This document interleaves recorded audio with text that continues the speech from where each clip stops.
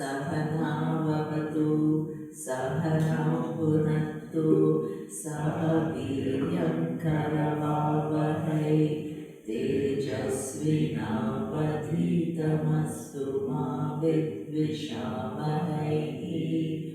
ॐ शान्ति शान्ति शान्तिः।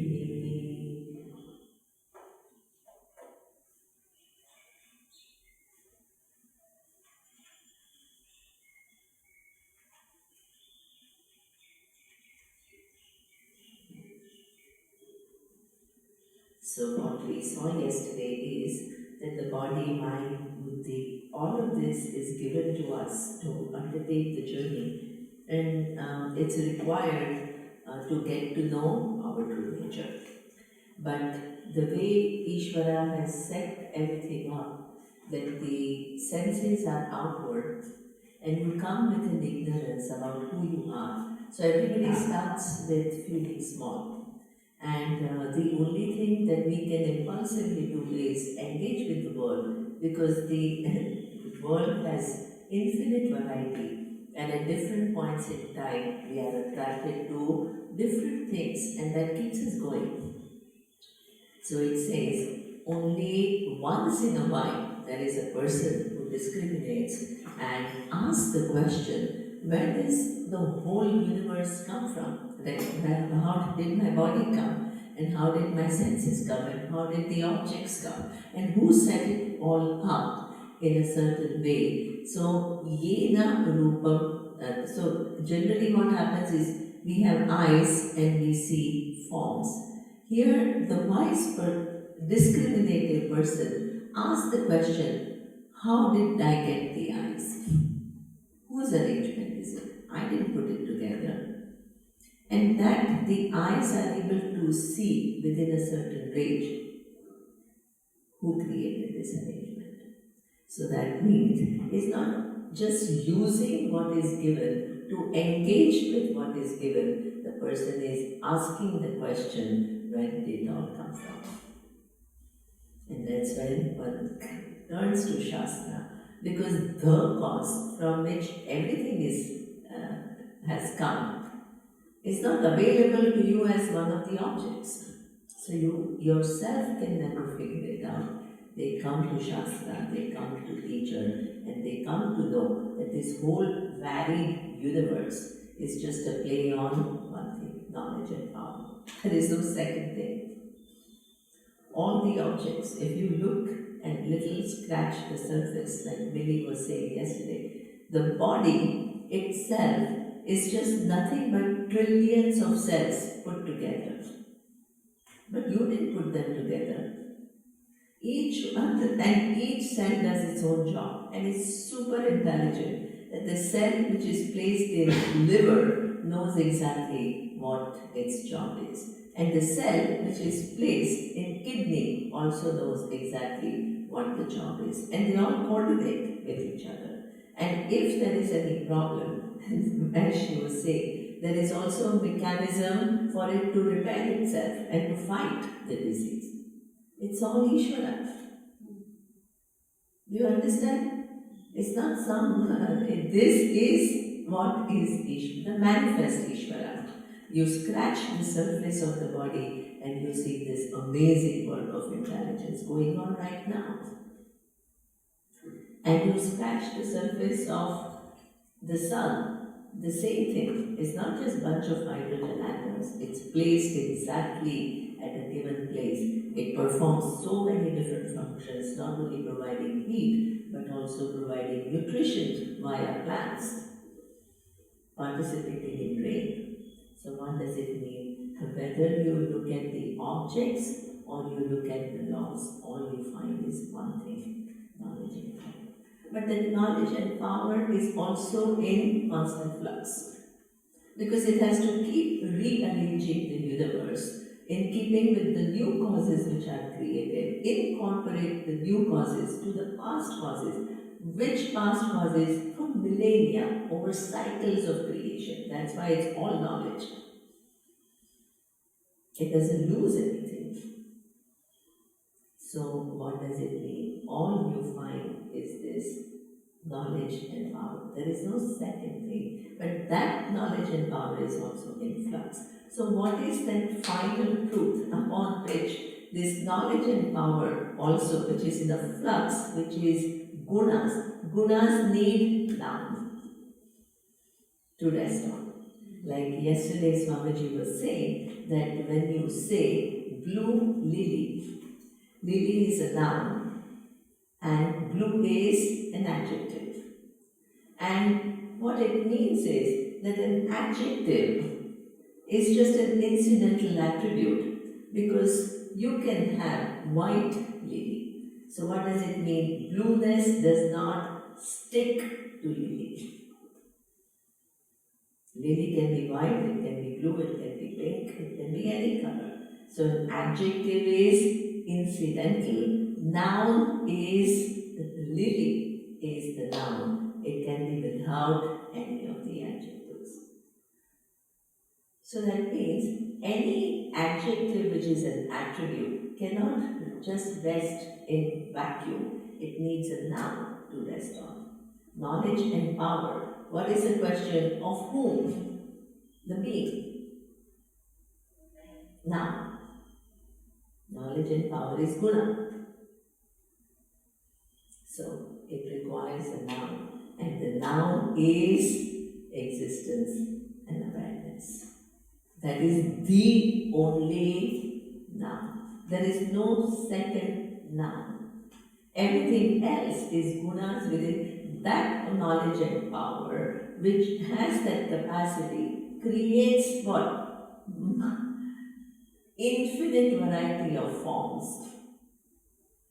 which are other gunas with different permutations and combinations. Out of what? Out of itself.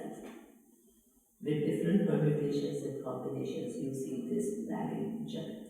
So that means we think this is a noun. I am is a noun connected to the body. Body is nothing but gunas, cells, and the cells are particles, and they are all put together to create functions, to create attributes. So that means the whole thing is play on one noun. That is the noun. So the noun of all knowledge and all power, which is I am, is same existence and awareness. And the noun of the jiva, individual, is also when you say I am, when you take out the gunas which belong to the creation that is revealed to you, which has attributes, there is only one I am remaining, and that is the noun. So what it means is, the wave has its existence in ocean. But if you ask, what is the I am of the ocean? It is water. Without water, there is no ocean. And that I am of the ocean is also the I am of the wave. Because the wave is also just a form. And it has a substance. So there is only one I am, which is self-revealing. That I am is not given to you as an object. It's given to you as self-revealing presence. And that self-revealing presence is limitless.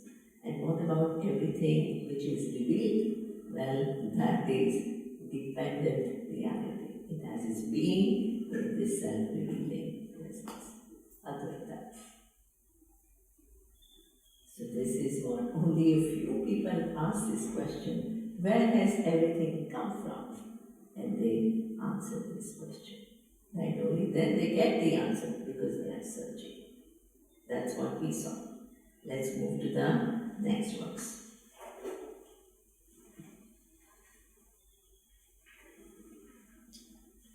Ya imam madhvam idam veda atmanam jivam antikat ishanam bhutavavyasya na tataha vijigupsate etat vaitatat.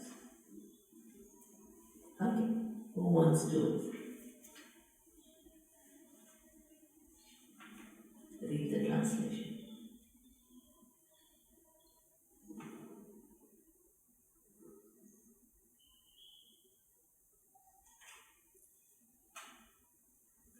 one who knows the self, the experiencer of the results of action to be identical with the Lord of the past and the future, does not seek security thereafter. This is indeed that. Okay, good. So what it means is, when I inquire into the I am, I come to, if I negate body, mind, senses, karma as not I, then what is this I? I need a place to put my I, where it comes to is just existence, which itself is, see, this is what Swamiji was saying yesterday. When you say conscious being, it seems as though being is a noun and consciousness is an adjective, like blue lily. So lily is a noun. Blueness is incidental because blue can be replaced by white lily, pink lily, whatever lily. Right? Here, is the relationship the same? There is a being and consciousness is an adjective or an attribute? No. That being which is of the nature of consciousness. So consciousness here is not an adjective. And what does it mean? It's not an incidental attribute. That existence is, and that is self-revealing. And in whose presence everything else is revealed. So Sat is Chit, and Chit is Sat. It's not like Sat is the noun and adjective is Chit. No. This we have to be clear. So suppose you arrive at that, then you inquire into the nature of Ishvara. Then what it is? Knowledge and power. Now there is an equation. The I am of Ishvara, all knowledge and all power, is the same I am of you. So that is something. But what is the difference? There is a difference in Upadhi. What is the difference in Upadhi? Look at this. The body is subject to time. The mind is subject to time. Is all knowledge and all power subject to time? No. It is from which what? The time has come. From which space has come. So what does it mean? It is being the cause of time, space and object universe. It has to precede time, space and object universe. Because from which everything came. What does it mean? It is not subject to time, it is truth of time. And how do you appreciate this fact? Right? Truth of time and space, which is also what Swamiji was talking about yesterday. So I will explain that. Bhutana, why am I talking about all this? Look at this. Ishanam Bhutabhavyasya. What does it mean? The Lord of Time. So, what does it mean? The Lord of Time is not you, the individual. Who is the Lord of Time? Ishvara. Right? So, now, let's look at when we did the analysis of an object, what did we do? We did one thing. We have a noun, as though noun, called tree. But then we inquire into the tree. Tree itself consists of trunk, branch, roots, fruits, flowers. So that means tree, the noun, is combination of all these things which are non-tree. Trunk itself is not tree. Branch itself is not a tree.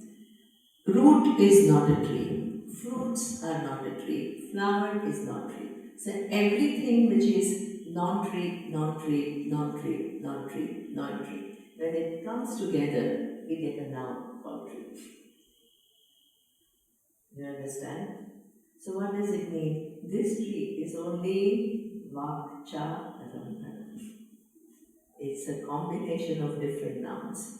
And when all these nouns come together at one point, it creates another noun called tree. Now, so it seems trunk is more real, but the trunk itself is cells. Cells are nothing but atoms. Atoms are nothing but particles. And this is true for branch, and it is true for roots, and it is true for flowers and fruits. That means this itself, this is combination of this, and this is just a name, but this is also combination of this, and it is just a name. And this is also combination of this, and it's just a name. And this is only a combination of name, but it is this. But there is an organization. The particles come together in a certain way to create atoms, and atoms should have different attributes from any given particle. The cells have some additional attributes which atoms don't have. Trunk has additional attributes which the cells don't have. The tree has additional attributes which trunk doesn't have. So what it means is at each level of organization, it acquires new attributes. So this is how the whole creation is. And ultimately, as we saw, if you go down, there is only one truth, because no object is the building block of the universe. All that you find is all knowledge and all power. And if you can do this with reference to one object, you can do it with reference to any object of the past, of the present, or the future. Known to you, unknown to you, far off planet is the same story. Far off sun is the same story as a tree, the body of an animal, body of a bird, body of a human, body of a devata. It's all the same. Ultimately, it is just a play on knowledge and power. Right? So every object is just a manifestation of knowledge and power. The building block of the whole universe. If you scratch and if you go all the way, you find only knowledge and power. That's why we say all that is here is Ishvara manifesting in so many different names and forms. That is the meaning. Now, all the objects exist within time and space. So now what we do need to know is, what is the relationship of all knowledge and all power with time and space? Because up to now, what we did is, we examined the relationship of all knowledge and all power with all the objects of the universe. Now we have to look at time and space. So what Swamiji was saying yesterday is, so suppose time is something which is a unit.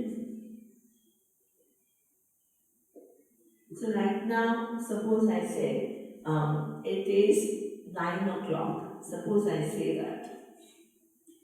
that hour, 1 hour, which is 9 o'clock, it's a unit. That unit, which is 1 hour, is assemblage of 60 minutes. So after 60 minutes, we call it 1 hour. Right? Now, 1 minute is 60 seconds. 1 second is how many? 100 microseconds? Then nanoseconds.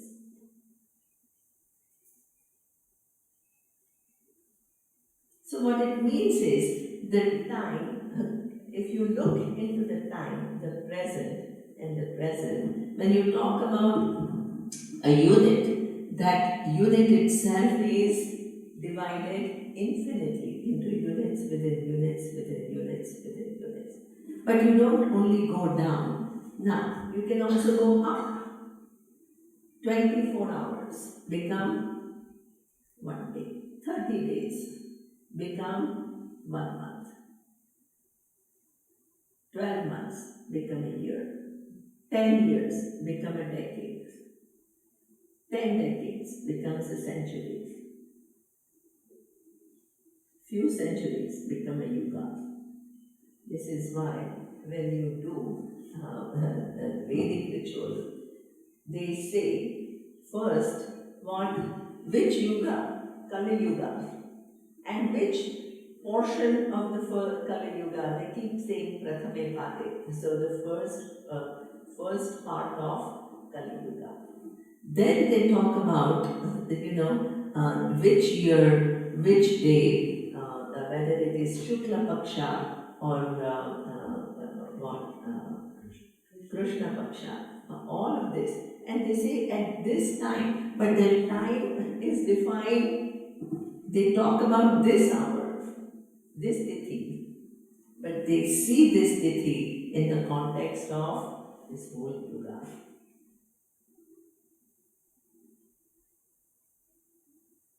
So what it means is that the time is also just units within units within units within units. What is the building block of time? Just as objects are forms within forms within forms within forms within forms, they need a building block. These are just units within units within units within units. But what the units are calculating there has to be a substance. The presence is seen in terms of time. Where do you place this presence? And you give it a unit, and that unit is called relative.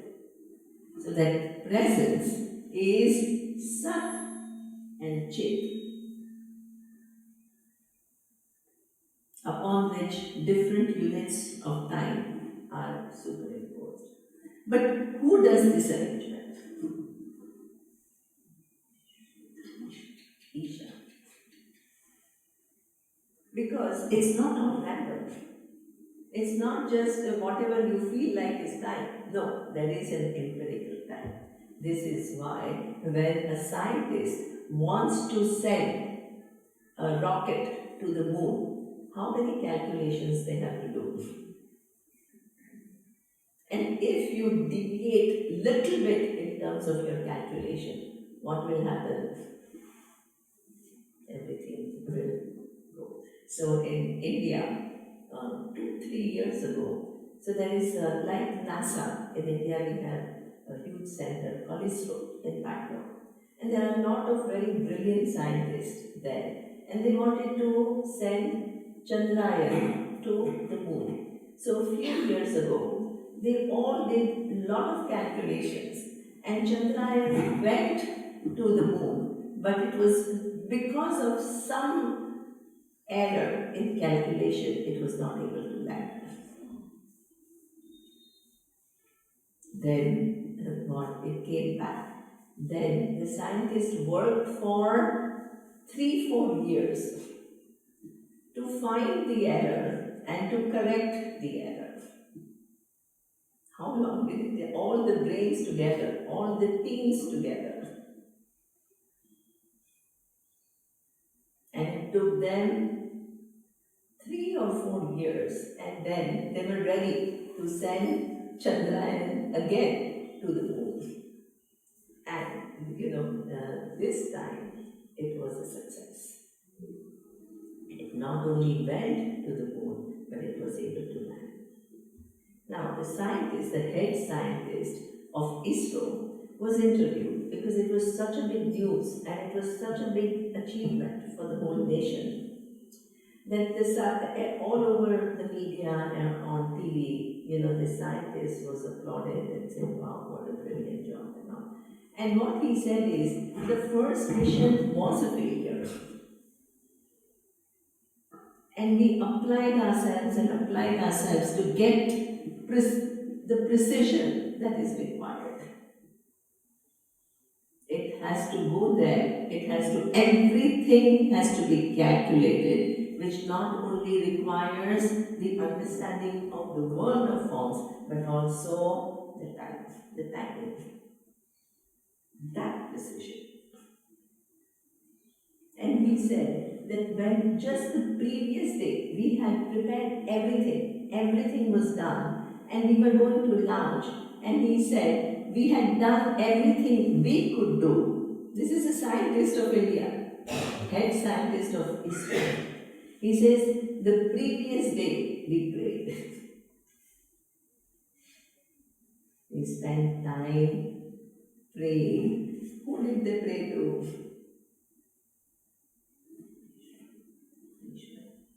The ability to capture. You never know. There are always hidden variables. There are always unknown variables.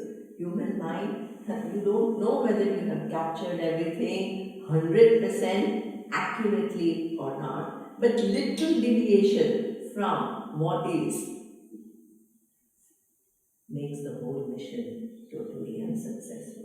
It's not able to do what it is supposed to do. So what does it mean? Time and the units of time, even if they collapse, they are not just random units. So the basis is only Sat and Chit upon units of time. You need existence, and that existence is captured in terms of time. And that time could include yuga or century or decade or month, a year, month, day, time, that particular hour, minutes, seconds. It's all working with precision. And how long is this time? And now, look at this. The beauty is the way the time and the units work on this earth. Do they work exactly the same when you leave the atmosphere? Atmosphere of the earth. The time and the units work differently. So this is what Albert Einstein's famous theory of relativity. So there was a simulation, and the simulation was that there are two twins which are born on Earth, and one twin remained on Earth and the other twin went on an outer space journey. Now that other twin, which was at a very high speed, moved at a very the speed of light. Okay, so Surya will tell because he has science. No, if it goes at just a normal speed, there will not be such a variation. Yeah. So the time then varies according to the speed at which the object travels. travels. So if one of the twins is traveling at a speed which is close, let's say 0.8, 0.9, the speed of light, what will happen is that for him the time which will have elapsed when he returns on Earth, and the other one, his other twin, who is staying on Earth, the one staying on Earth will have aged faster. You understand this? It's as though the time is compressed when you travel very fast. It's not subjective. They have done the same in sending clocks, even in, let's say, the high-speed jets, and they could measure a difference of some milliseconds in the timing of the clocks, which were atomic clocks. Okay. This is what we're speaking. The other thing I want to say here, this time, don't think because we say day, night, century, day, century, seconds, milliseconds, it's just human concept. The time exists empirically. There is day and night. There is variation in the day. There is seasons. There is cycles. There is the cycle of the sun. 1 year, we say 1 year for the sun to travel around the earth and make a complete round. One complete rotation on the earth around itself is 24 hours. The other time you can see is also in music. A note is a certain frequency per second. So each note has a certain frequency. So you have time also there. In everything there is time. The speed is also movement with reference in time.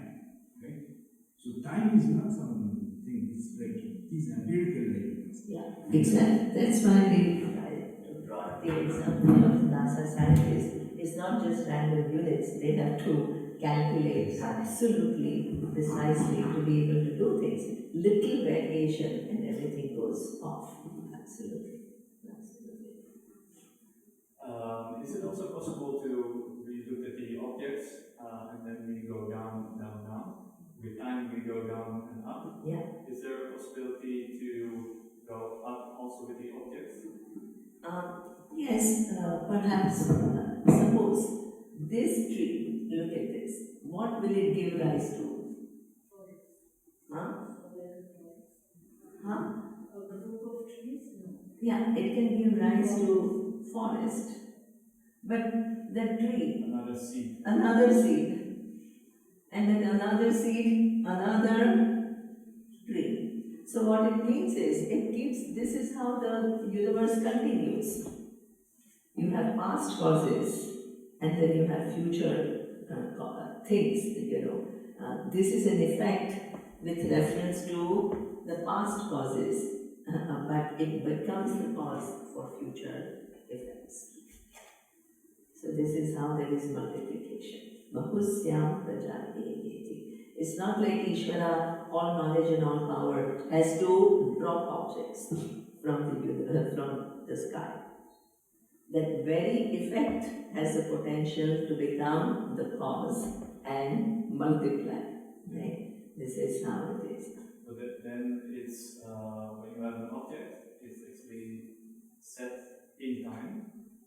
But if you go up and you see it as another seed, you need time and space. The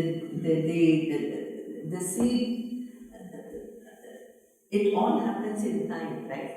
If you want the seed, this seed to come before the tree, it's not possible. So all this arrangement is also in time. You see what I mean? You cannot become a parent before you are a child. Time. Everything moves in time. So this is why, right? That's why Lord Krishna says, suppose you have a child in your womb and you're very curious. You want to see the child. This is your child. Time. You have to wait for 9 months. So what does it mean? You can't hurry up. And even from this seed to become another tree takes time. So everything moves in time. And it doesn't move according to our wishes. This is why Surya said there is an empirical time. And empirical time, as he says, is even these units are not just randomly set. They are based on some real phenomena. 24-hour is what? The time that it takes for Earth to move around its own axis. 1 year is the time that it takes for Earth to move around the Sun. And that's what also then decides the seasons. Do you understand? Everything is empirical. Winter, summer, spring. It's all part of empirical world and time. So you say, oh, now it's winter time. So depending upon where the sun is and where the earth is vis-a-vis the sun, it creates that particular season. That's all Ishvara. This is why there is a month that Swamiji was telling me that Kartik month is over and the Uttarayana will come. So this is the time when you don't initiate any big new activities. You lay low. But when the sun comes in that given position, Uttarayana, it's moving in northern solstice. That is an auspicious time. That's when you start all the new activities. The whole Vedic life was all aware what you do, what you initiate. It was not just today I feel like doing it, therefore I'm doing it. It's all the planetary positions, the position of the sun and the moon, time, everything was taken into account before. So you are completely in harmony with this whole universe.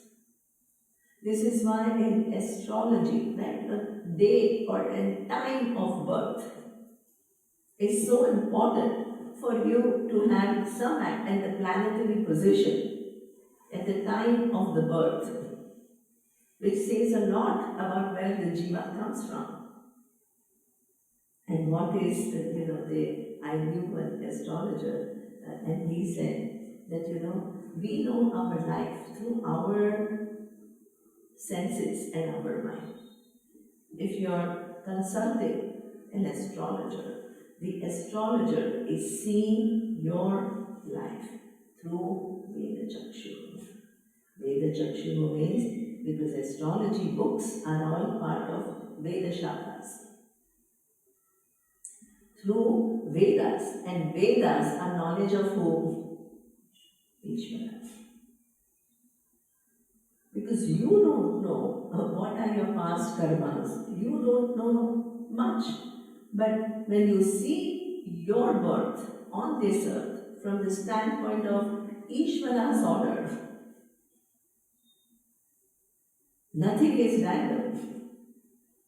The fact that you have Guru in one position, it's not Guru who's deciding what to do with you, or Shukra is deciding. It is the order. If your life is to have this trajectory, then the planets will have that position.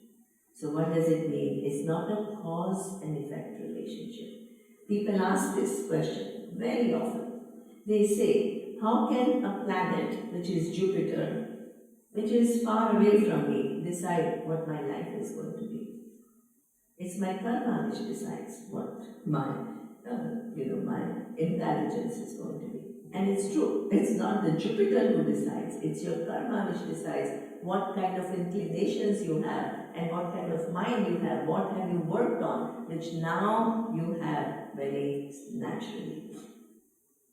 Then what is, so this is not cause and effect, it is correlation. What is the difference between cause and effect and correlation? What is going to happen to you is according to your karmas, which are cause and effect. But the fact how it will manifest when you are born, what is the position of all the stars and planets at that particular time is an indicative of what kind of intelligence that you have. If you have Guru in a given position, the astrologer is pretty sure that you have certain brilliance, or you have Guru Krupa. All this they can see. So all this is all taking into account stars, time, space, everything. Everything is holistic. Nothing is isolated.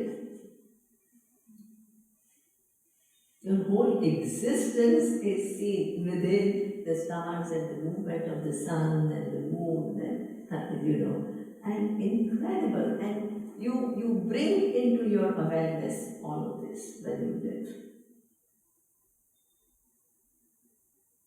And the interconnectedness of all of this. This is what we call it You're not totally, I want this, and I have to do this, and if this doesn't happen, I'm going to be upset.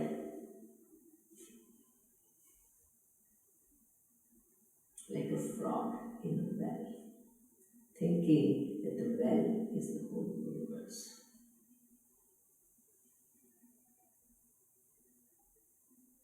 And when the frog is curious about the universe, somebody says, well, it's not the universe, come out. I will show you the real universe.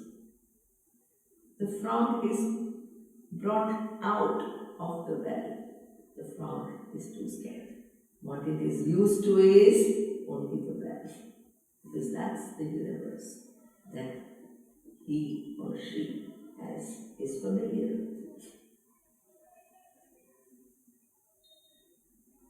The Vedic way of living. And just you are right now connected to everything.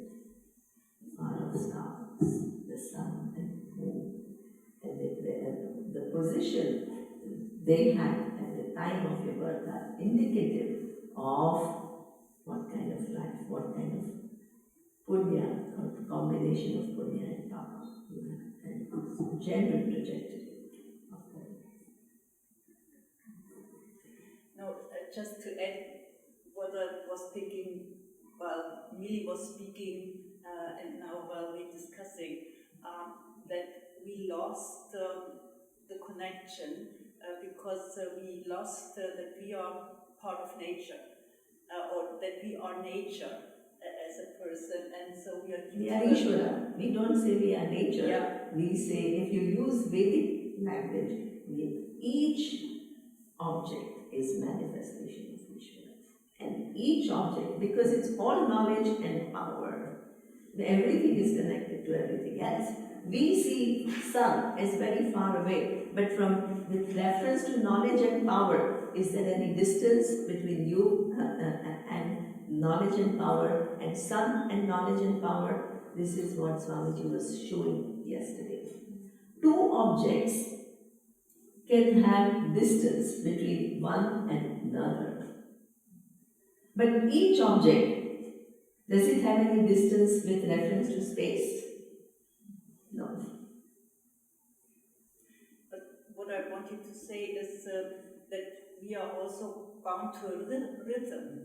I mean, what you said, that everything on this earth has a certain rhythm. Yes. And that we, in modern life, disconnected from the rhythm, from day and night rhythm, from seasonal rhythm. We eat everything, and every time we have the lights to be up in the night and sleep at day. So I think this is part of our problem, that we lost the connection to the natural rhythm, and that's why we have problems.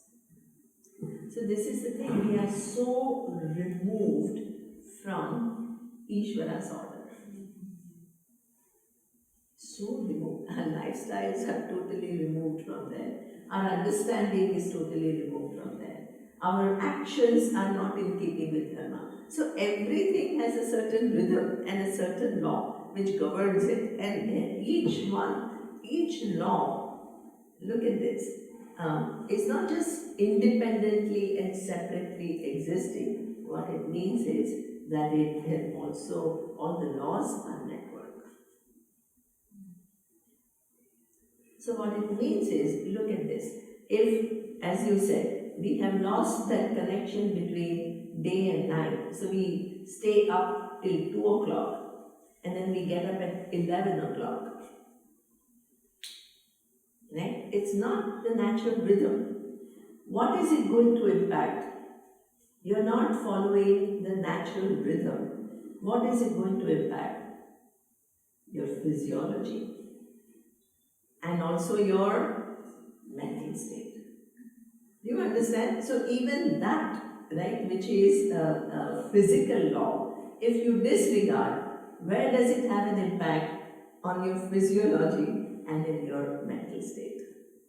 So even the laws are interconnected. They are not all separate. oh, physical law has got nothing to do with biological law. Biological law has got nothing to do with psychological law. There is a whole network, not only in terms of the connection between objects, but also connection between the laws.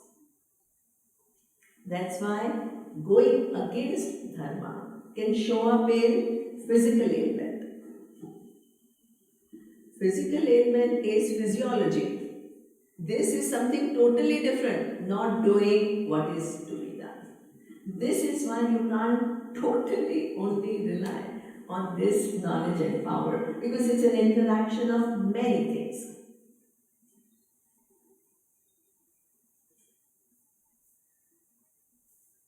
So what does it mean? That Durita will show up, and because this is the order of Ishvara in form of physical ailment. And then you can't say, yeah, the body will do its job, but then Durita, you have to do something about it. Because as long as that cause remains, the effect will show up. It's not as simple as just one thing, because that one thing is connected to so many other things. That's why, right? I mean, the person who follows nature cure also at one point falls sick, also dies, because there is all other laws operating. You can't say knowledge and power, which is all intelligence, will do all the jobs infinitely. No.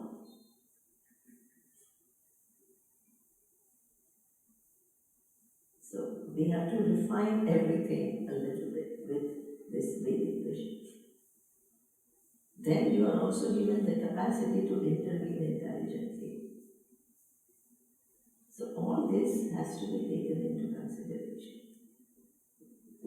So what I mean to say, but everything has to be done within the overall understanding of that all that is here. It seems what is my connection to an object which exists outside this galaxy. You see no connection, but it's all part of one network, knowledge and power.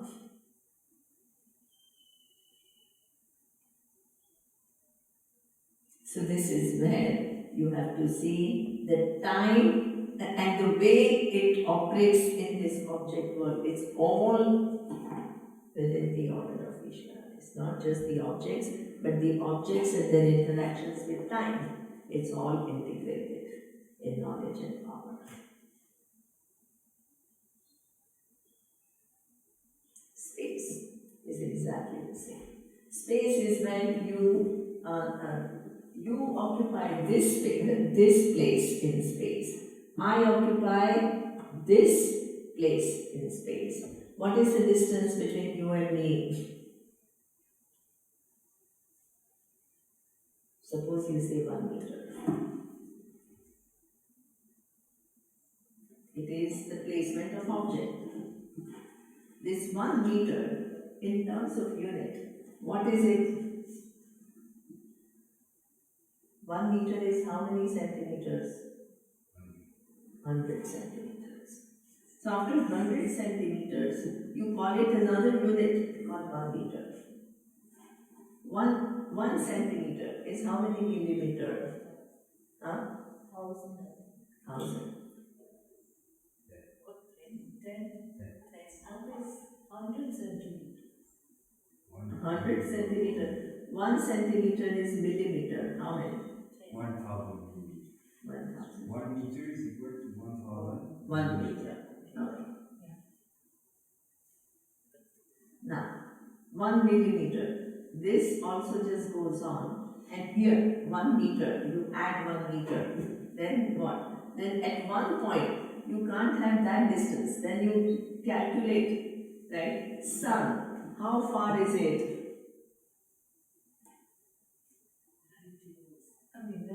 Light years. Do you understand that the units change? Because it is too far to calculate in meters, but this is the basis. Then it shifts completely to something else. All are placed in space. But what is the distance between each object and space? Zero distance. Between objects, there is distance. But between that object and space, there is no distance. This is why we say space is all pervasive. It accommodates everything.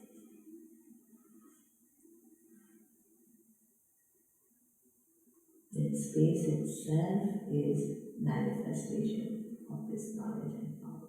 And within which what it accommodates, and it places different objects. And time framework is given, and interactions are given, and the laws are given. The very time, space, and object framework this is not just the truth from which all the objects have come. Ishanaha Bhutagamyasya. It is the one from where the time, space, and object framework is come. So what does it mean? What we call creation is in reality manifestation. Knowledge and power manifests. This is what called in scientific language Big Bang. Manifests. Manifest is time, space, and object universe. Before that manifestation, what was that? Knowledge and power unmanifest. Potential, as a potential. That's why when the manifestation came, everything was worked out. How each object is going to be, the time and space, how it is going to behave, the laws, everything already came. There's knowledge and power. And within it, right, the setup, if you create this causes, this would be the effect. These are all the laws. Everything is what? Just came with potentials, and depending upon how you collapse the potential, yet another manifestation, and yet another manifestation.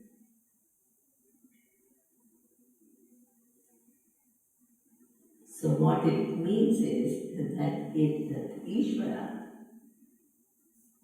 which is what we call all knowledge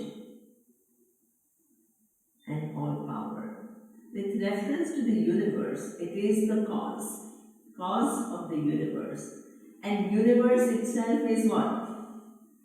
Time, space, and object universe. And it is both the maker and the material cause. What does it mean? All these forms, if you scratch, all you find right now is only knowledge and power. That's why it is not a belief. We don't believe in Ishvara. We understand the nature of Ishvara.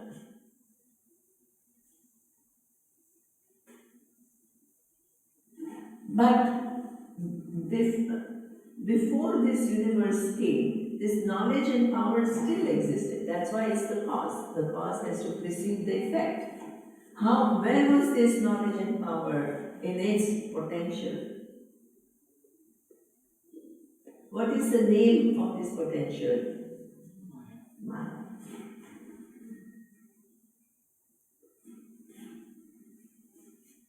Maya does not mean illusion. If anybody has told you Maya is an illusion, then this is not true. It is the power, the potential, the power of all knowledge and all power to manifest the universe. This is the meaning of Maya.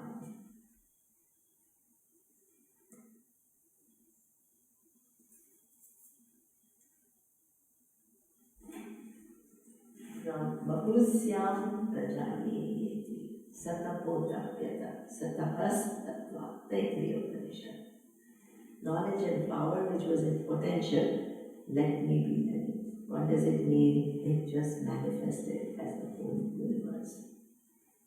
Through what? Satapodapyata. What? Gnanamaya tapaha. Knowledge and power now manifests as all the objects and all the laws which govern the interaction between objects. So, this potential Maya. So, what kind of potential? Look at this. This potential, this potential at one point can manifest the whole universe. So, that is what we call Vikshepa Shakti. That all knowledge and all power, which has a potential to manifest. That is called Vikshepa Shakti.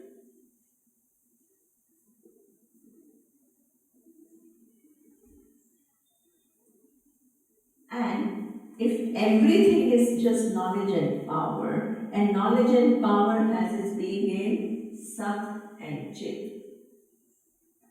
Everything else is basically only Sat and Chit. Because everything is just knowledge and power. Wherever knowledge and power is, its truth is. So that means everything is just one existence, which is of the nature of consciousness, which is limitless, upon which everything else is superimposed.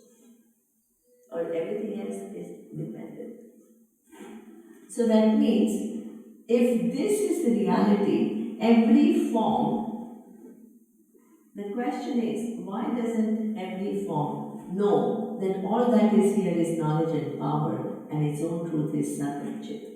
Why is not everybody born with this knowledge about what the nature of the truth is? So what it means is, along with Vikshepa Shakti, there is Avarana Shakti.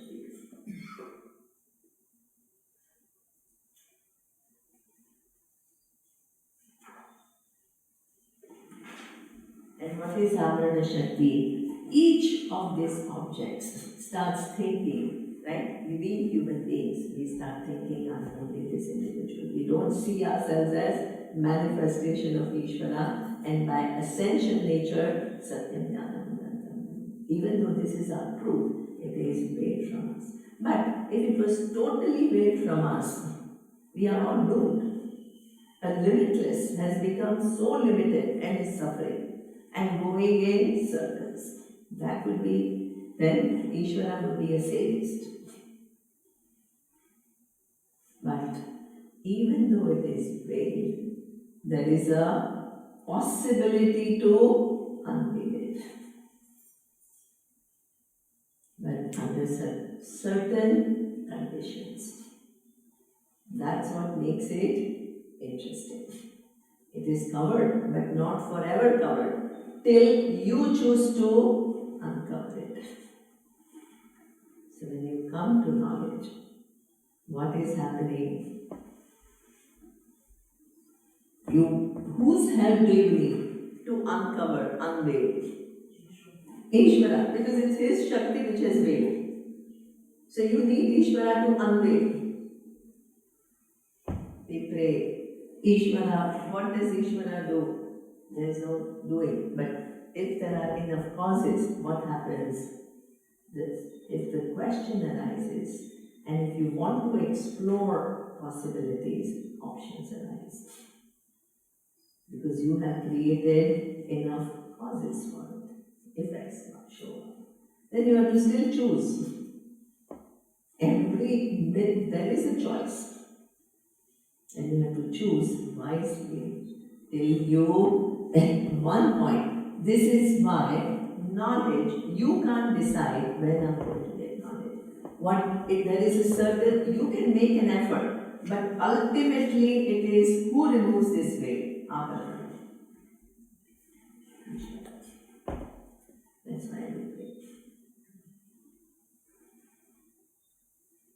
When sufficient conditions are met. Not when you say, I want it, no.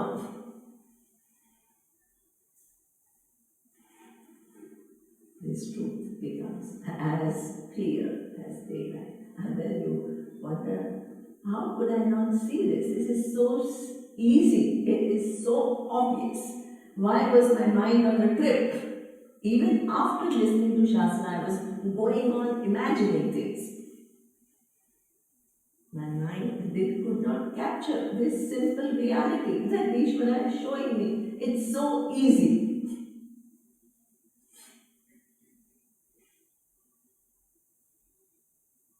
This is how it is. So what does it mean? Ultimately, when you say, I am Satchidananda, what are you saying? It's not an easy thing. Not only am the truth of the whole, all the forms, I'm God, I'm one with Ishvara. Ishvara's truth is also Satchidananda. I am of this little individual. If I take out what it is not and place my eye in its right place, Sat and Chit.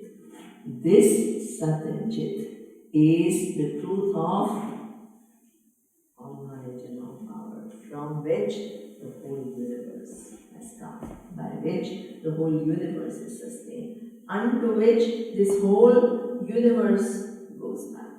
And then there are cycles of creation. This manifestation is just one cycle. But then there are multiple cycles. When will Ishvara stop manifesting and unmanifesting? Never. That's why we call it perennial flow.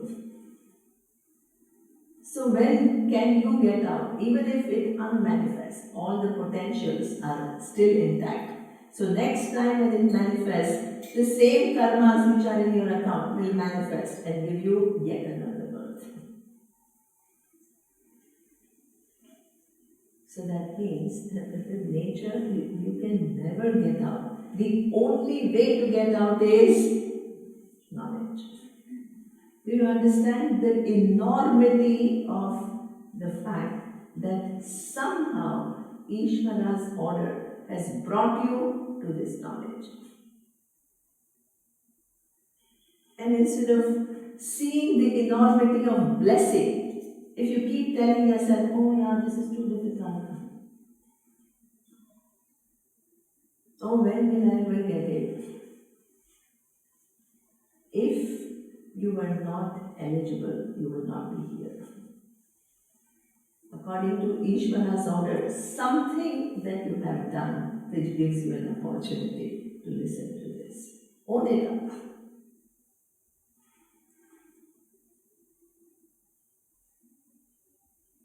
The time, according to Ishvara's order, the time has come when you listen to the truth of what is. But if you yourself say, I am not ready, what are you doing? You are going against Ishvara's order. Because if you were not ready, Ishvara would not bring you here.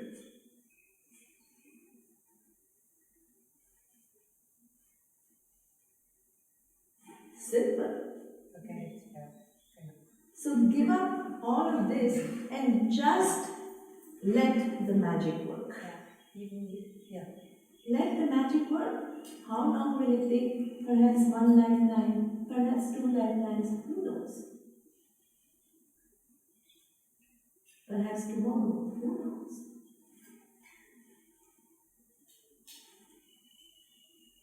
But you are moving towards the truth. Move with grace. Move with gratefulness. See the blessing that has come to you. Own up. Because it's extraordinary. It doesn't happen. So, Ishana, so it's not about being obsessed with creating some distance with your mind. Oh, and this is witness consciousness. What are we doing and what Upanishads are talking about?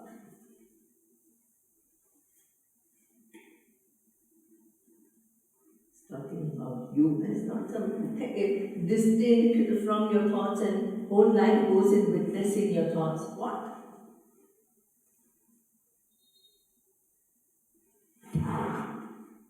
It is the truth of you and Krishna. This is who you are right now, whether you recognize it or not. So, let's move.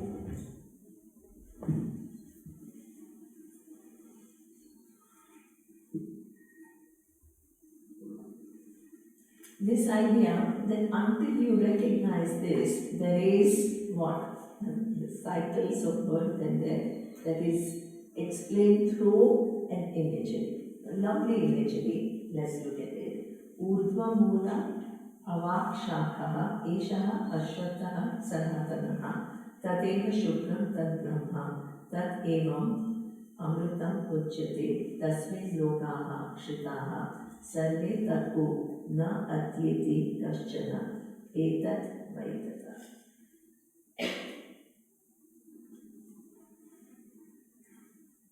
This universe is like an eternal fig tree whose root is above and whose branches are below.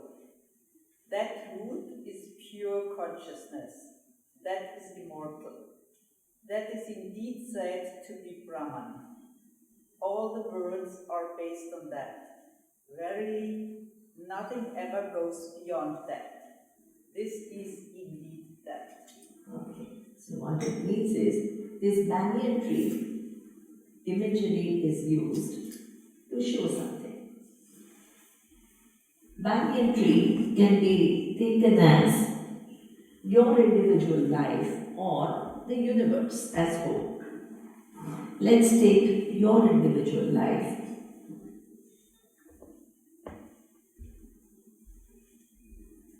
So what happens is,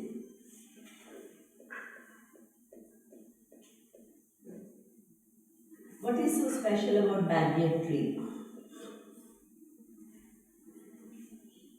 What happens is, these branches themselves become the roots. And then from these roots comes another trunk, another set of branches. And this is how it goes on expanding horizontally. So, these are interim roots.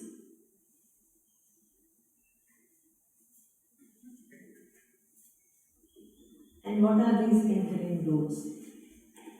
What gives rise to yet another body, yet another? What gives rise to yet another body, yet another set of circumstances, yet another mind? Good. This karma is an interim root. But it is not the root. The real root is above. Urdhva Mula. What you see within this samsara, yes, karma is the root for another body. But karma is not the final cause.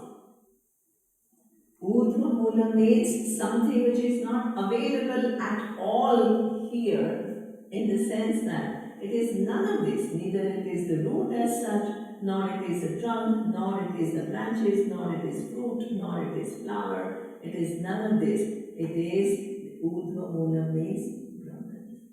But please don't think of it as something which transcends in this way. Why is it said to be Urdhva Mula? It is the content of everything and it is free from everything, without which nothing can exist. So until you come to know this Brahman, what happens? You take yourself as a jiva and you have karma. Karma gives you a given body. Then as you have a given body, you have many roles to play which are equivalent to many branches. And depending upon the kind of participation you have, there comes fruit and flowers, which are your drishtaphalam. These are your seed results. The life gives you feedback about how you are living. Immediate feedback. If you are doing the right things, immediately things will begin to disentangle. You begin to have joy. You begin to have enthusiasm. You begin to have a certain rigor and alertness and discrimination, all of this, right? So, that is fruit and flowers are your seed result. But fruits and flowers don't end the story. They become, the causes that you create become the future, this is called unseen. Unseen roots for future bodies. How long will it go? If you do good karmas, what will happen? Yeah, you will go to higher realms, right? If your karmas are not so good, right, what will happen? Struggles, right?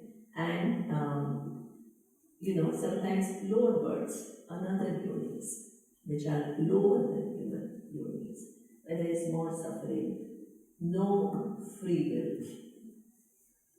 So that way, but nothing stays permanently because it's all in a flux and it all keeps expanding. Then you again get the better birth. Then because these karmas are too many, infinite, collected over cycles of creation. So they're not finite karma. So good karmas means healthy tree. Not so good karmas means little weak tree.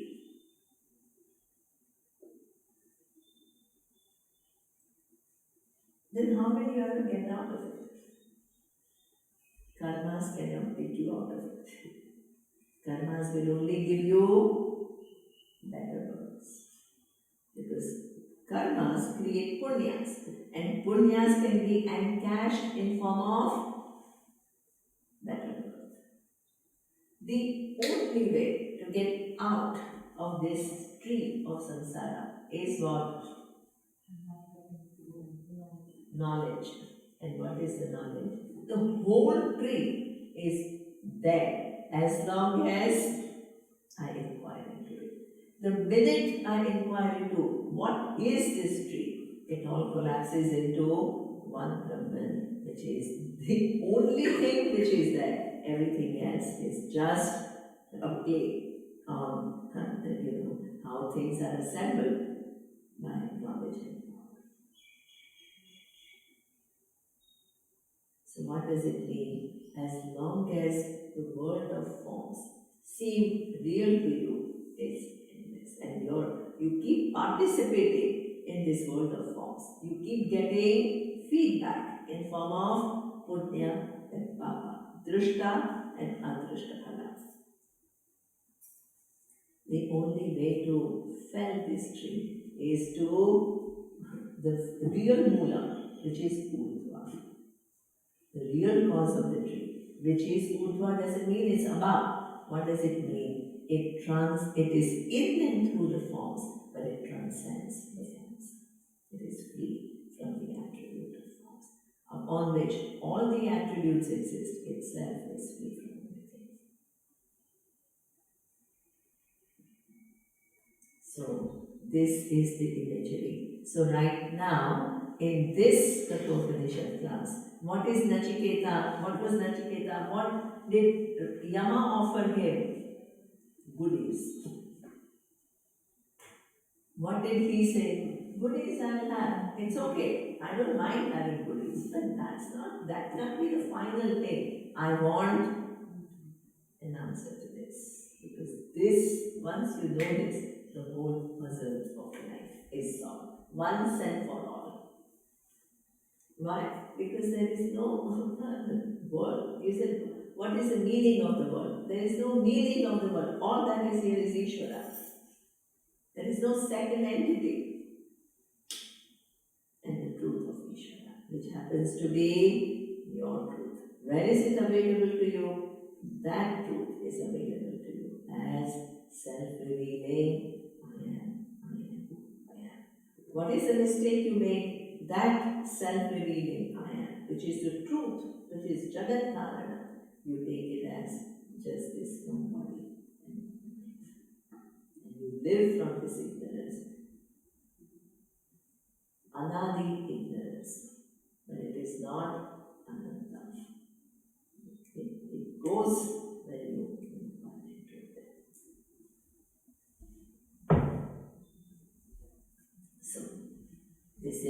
is used.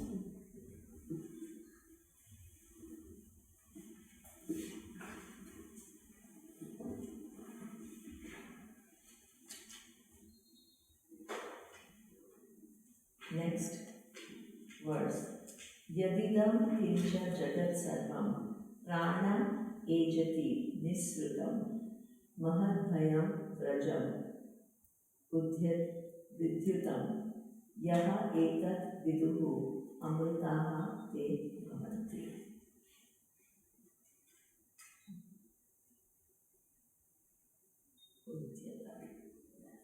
Who wants to read? This entire universe world, whatever it consists of, emerges and moves about because of Brahma.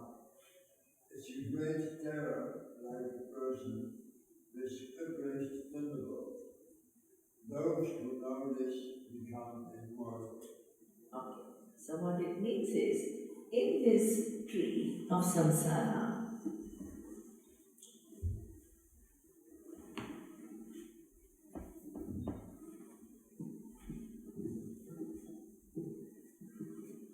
it's not a random tree. So what does it mean? That, as she said, if you act responsibly, what is the reward? You go to higher realm. Now people say, I decided to go to higher realm. Did you decide to go to higher realm? You just performed actions. But who connected those actions to a given outcome? You didn't know. So what it means is, suppose you did actions and you did good actions and you never knew Veda, but you were a really good human being, you can end up becoming some Deva. Do you understand? It's not like, oh, you didn't come to Vedas, therefore you are punished. No, because if you have sufficient good actions, they will result in what? Favorable things. It is not dependent upon whether you believe in Veda or you don't believe in Veda. The gravity doesn't weigh, the way gravity works, it doesn't depend upon whether you know it or not, whether you accept it or not. It's a law, it will work. It doesn't move according to your will or your expectations or your acceptance or non-acceptance. It has got nothing to do with it. It is and it will work regardless of what you think. So this is what. So suppose you become Deva. The power that is available to you, is it something that you decide or it is within the laws of Ishvara? No matter who you are, whether you are Indra or you are a Deva or you are, it is all within Ishvara's order. So there are lovely stories in Kenopanishad that Devas who were exalted, they had fight with Asuras and they won. So they started thinking all the glory belongs to them. Then what? They became overly proud. Then what? Uma, there was this Yaksha who came and challenged them. Asked Agni Devata, asked, who are you? And Agni Devata felt so insulted because Agni Devata thought, I am very famous. So who is this person who is asking me who I am? And then, so he said, don't you know me? I am Agni Devata. Yaksha was not too impressed, and Yaksha said, yeah, okay, what can you do? Then he says, I can burn everything. Right? This is my power. And he gives him one blade of glass and says, you burn this. And what a challenge. You are claiming that you can burn everything, and he is giving you one blade of glass to burn. Who would even take up this challenge? Nobody would. But Agni Devata, out of his pride, said, okay, I will do it easily. And it's not able to do it. What does it mean? That the person doesn't know. I operate within Ishvara's. So here, in this imagery, Ishvara's order is said to be a raised. What does it mean? Nobody can either bypass or avoid or transgress his order. Even Lord Yama, can he use his preferences? Oh, this person is really good. Let this person go. Lord Yama has to go by the order. Each upadhi comes with its possibilities, its duties, everything. Nobody can go outside that. Wherever you are in the village, whichever realm you are within Ishvara's order. Till you recognize what that my truth and Ishvara's truth is. Till then, you are a form, and as a form, you are subject to Ishvara's laws. So this is something, and that's why even your pursuit of knowledge, you cannot disregard Ishvara's order. Nobody can. You can disregard, but that will not give you the result that you want.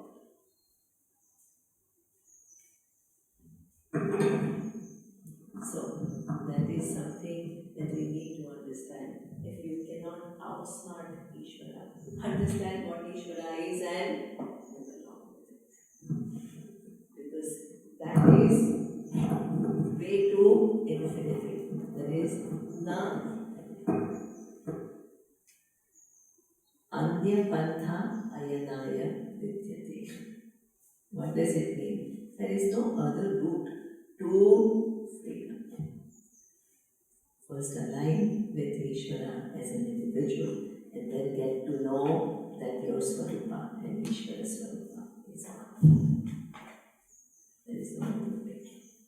So everybody, wherever you are, even if you are not a human being and you are this exalted being, everybody is within Ishvara's raised thunderbolt. What does it mean? You can't move beyond those parameters which are set for you. Okay, now let's move forward.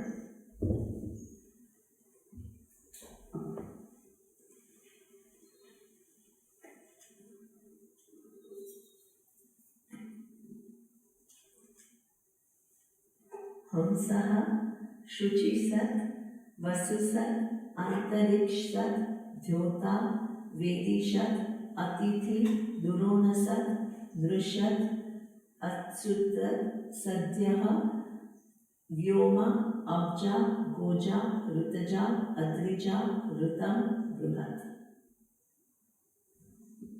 What does it mean?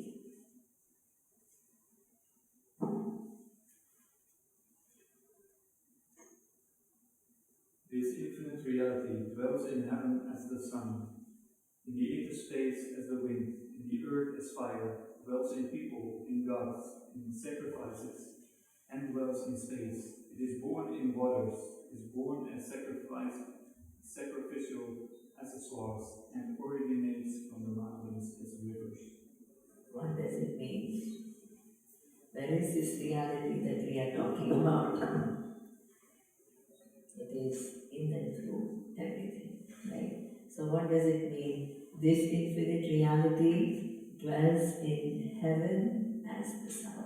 So what does it mean? The form sun, which is a form, right? And it has a distance from you.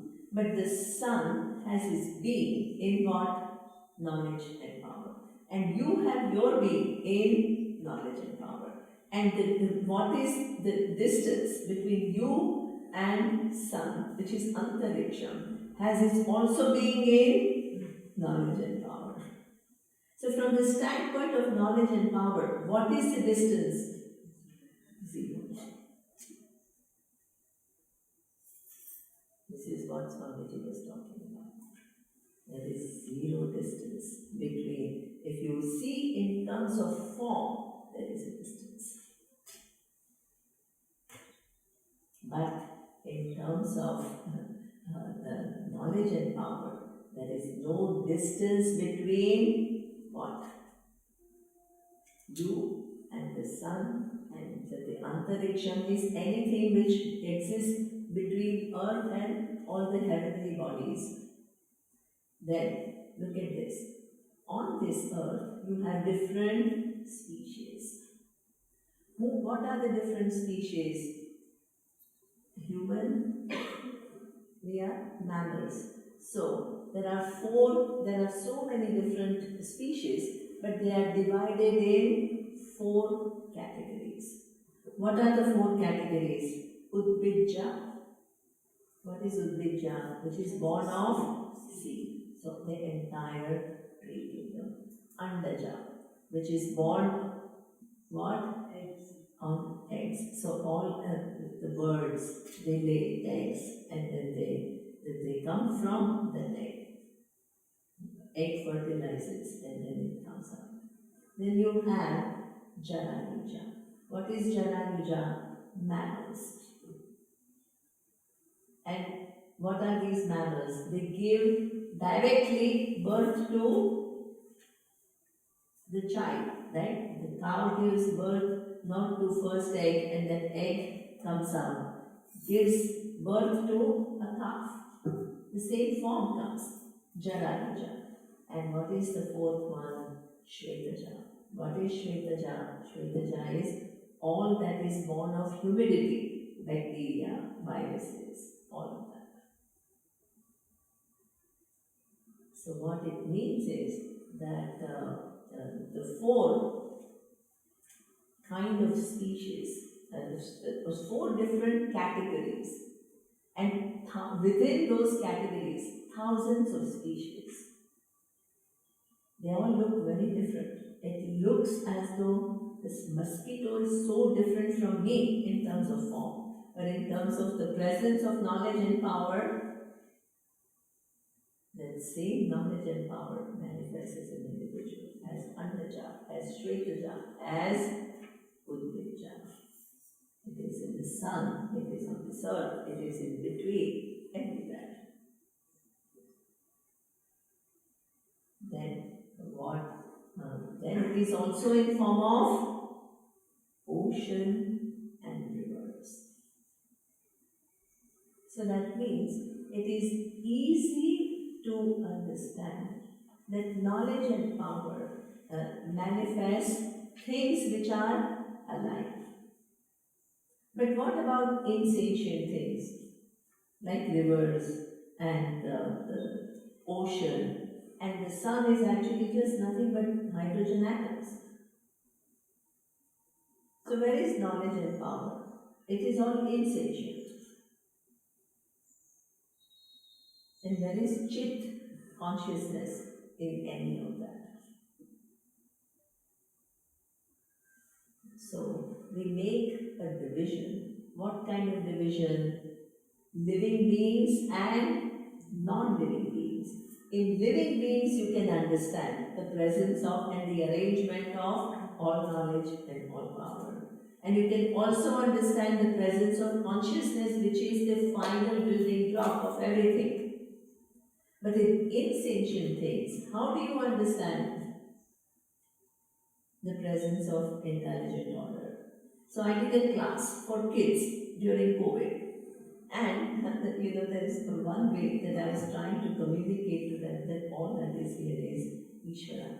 So I asked them a question instead of giving a big lecture, because they are kids of about 10, 11 years old. So you can't give them a big lecture, Ishvara is both the maker and the material cause and all. So what I said is, look at this.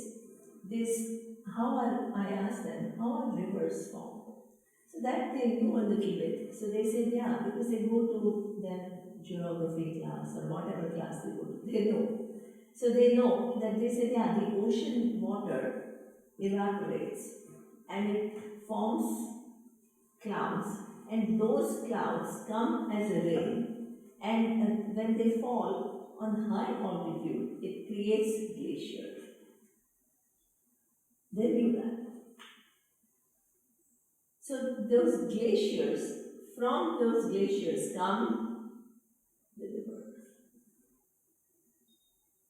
And it flows. So I said that, so that means the river originates in the peak of the mountain. Like the glaciers means peak of the mountain, it's all ice. But all the rivers go to the ocean. How do they know the route? Who told them? Who taught them? Some of them were living in Hong Kong. So I said, you have to go from Hong Kong to Shanghai. But you don't ask anybody. You have no map. You have no Google map. You have no physical map. You don't ask anybody and you go from Hong Kong to Shanghai.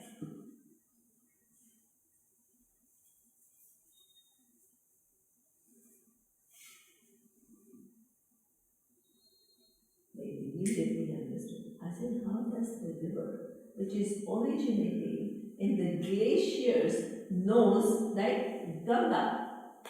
How does it know from Gomukh? Did you go to Gomukh? We didn't go to Gomukh. Okay. So Gomukh, which is the glacier from where it originates, how did it go and know how to reach Bay of Bengal?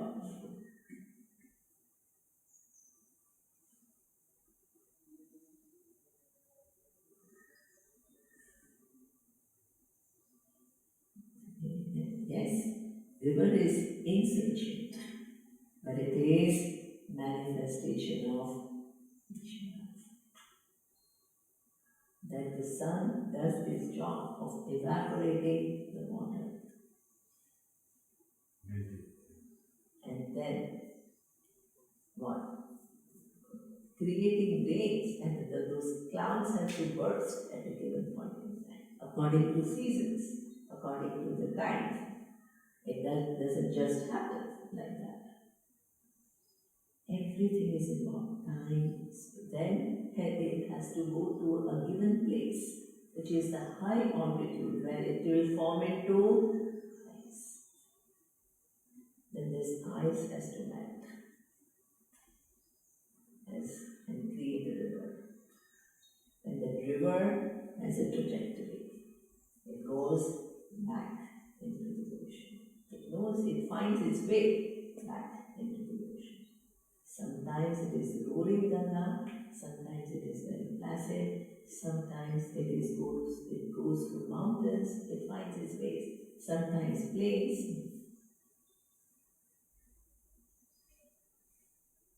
And in this journey, what does Ganga do? Provides water. It's not just a journey for no reason. Ocean water is not potable. You can't drink ocean water. There is a whole system out there which makes saline water into pure water, which can be consumed by living beings. And there is a whole mechanism, and that journey blesses everyone, all the living beings with potable water. There is not intelligence shown.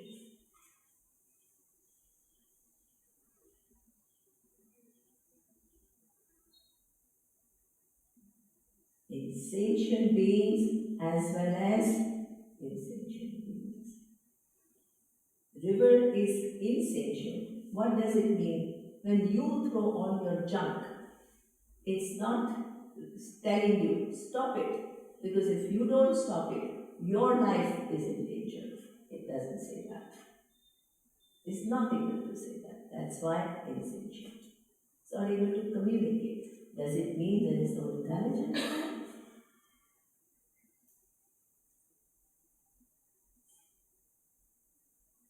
It is Ishvara's intelligence everywhere.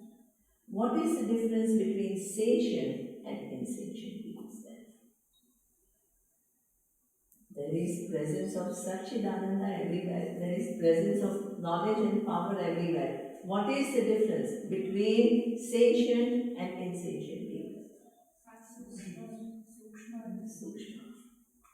The only difference is there is Sukshma Sharira in one form. There is no Sukshma Sharira in the other form. Sukshma Sharira gives you the senses, mind to process, the ability to interact.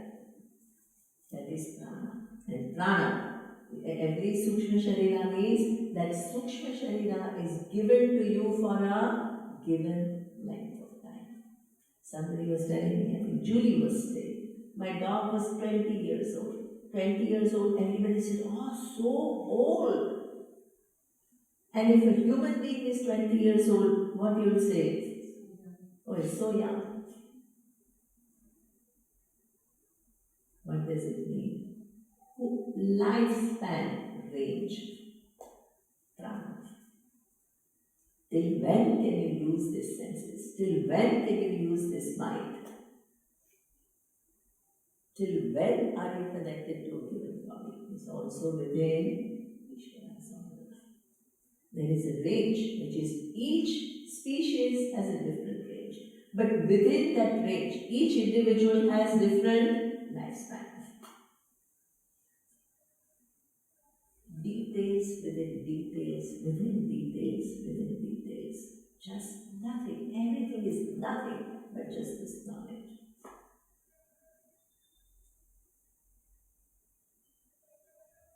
So what does it mean? Include, right? When you say everything, include everything. Otherwise, our meaning of everything itself is so limited.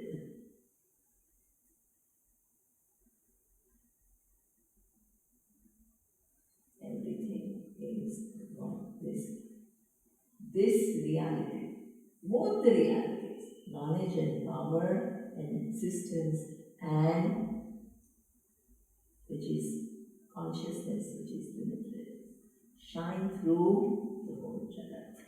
Jagat means sentient, insentient, things which are on this earth, heaven, anything in between, all the different species within earth. It is in and through everything. In the past, in the future, in the present. Known to you, unknown to you.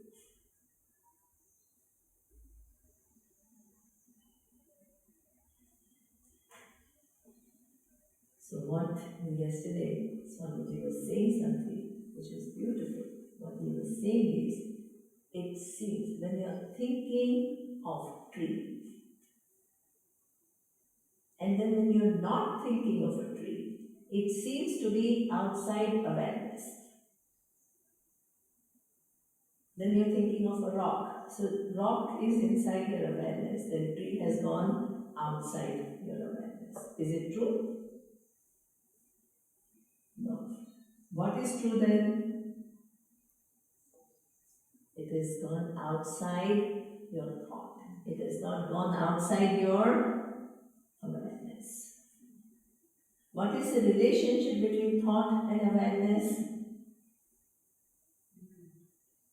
Thought cannot exist without the presence of awareness. The content of every thought is awareness. Awareness is not any given thought. It is the content. It is the invariable content of every object.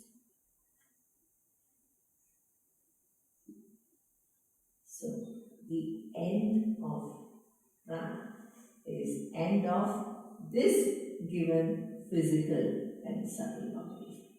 It is not end of Satyam Jnana. And that Satyam Jnana is not just in and through this body, it is everywhere. In and through every form. Forms change. Itself is changeless truth, without which no forms can exist. So, this is the next verse. So, ultimately, way over time. Okay, let's stop here. Om Purnamada Purnamidam Purnat Purnamudachyate Purnasya Purnamadaya Purnamevavashishyate.